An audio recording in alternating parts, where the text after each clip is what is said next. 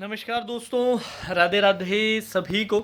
एक छोटा सा वीडियो जो एलआईसी की रिगार्डिंग जो चर्चाएं चल रही है, जो अफवाहें चल रही है, उस पर मेरा क्या पॉइंट ऑफ व्यू है। और स्टूडेंट्स जो एलआईसी में वर्क कर रहे हैं मुझसे पढ़कर डिफरेंट डिफरेंट पोस्ट पे, चाहे असिस्टेंट हो, चाहे एडीओ के थ्रू एंटर किया हो, चाहे डब्ल्यूओ के थ्रू एंटर किया हो, उनसे जो बात की वो मैं आपके साथ साझा कर रहा हूँ। सभी से ये रिक्वेस्ट रहेगी, ये मेरा पर्सनल व्यू है, इसको आप ऑफिशियल अपडेट बिल्कुल मत मानिएगा प्लीज़।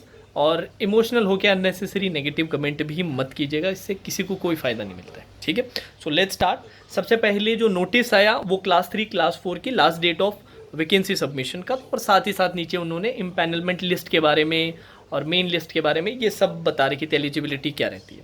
तो इसको लेके स्टूडेंट्स प्लस जो कुछ टीचर्स क्रिएटर्स एक्साइटेड हुए कि एलआईसी असिस्टेंट का अब नोटिफिकेशन आ जाएगा। उसमें लास्ट डेट सबमिशन की 28 जून थी, तो ये एक कॉमन सेंस निकाला गया, कॉमन सेंस एक महीना निकाला गया कि भाई जुलाई महीने में मोस्ट प्रोबेबली नोटिफिकेशन आ जाएगा। यही सारी बातें मैंने जो वर्किंग स्टूडेंट्स हैं उनसे की, तो उन्होंने कहा कि सर ऐसी कोई चर्चा नहीं है। प्लस जो ऑर्गेनाइजेशन का इलेक्शन के बाद का जो रुख रहने वाला है वो पूरा का पूरा डिजिटलाइजेशन की तरफ और ज़्यादा हो जाएगा, और जितना डिजिटलाइजेशन की तरफ होगा उतना आपको पर्सनल्स की ज़रूरत कम पड़ेगी। हाँ जी, एम्प्लॉयज़ का रिक्वायरमेंट उतना हैवी नहीं रहेगा, और ऑलरेडी जो रिक्वायरमेंट है वो मोर देन सफिशेंट भी है। तो इन सारी बातों से उनका मानना है कि सर अभी तो कोई नोटिफिकेशन का हमें तो नहीं दिख रहा, ना हमें इसके बारे में पता है। प्लस ऑर्गेनाइजेशन का जो रवैया है, जो रुख है, उसको देखते हुए भी ऐसा कुछ नहीं लगता है।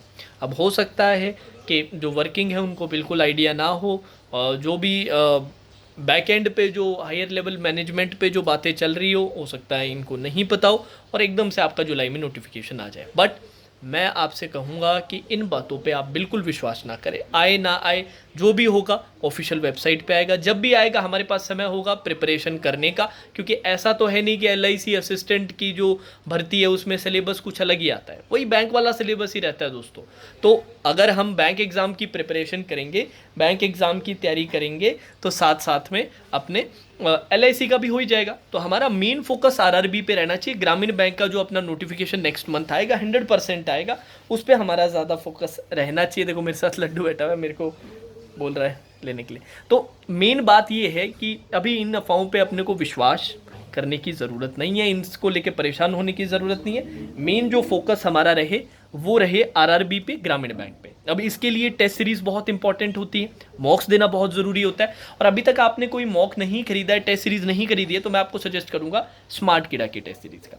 साथ ही साथ वो लोग आपको टॉपिक वाइज टेस्ट भी देते हैं, जिससे कि कोई अगर हमारा पॉइंट वीक भी रह जाए, कोई टॉपिक वीक भी रह जाए, तो आप वहाँ से स्ट्रॉन्ग कर सकते हैं। ठीक है जी।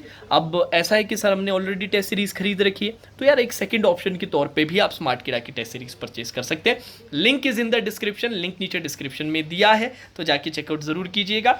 और जैसे मैंने कहा, अफवाहों पे विश्वास ना करके जब ऑफिशियल आएगा तब हम विश्वास करेंगे। In the mean time RRB की तैयारी। देखो लड्डू बुला रहा है मेरे को। चलो जी, राधे राधे।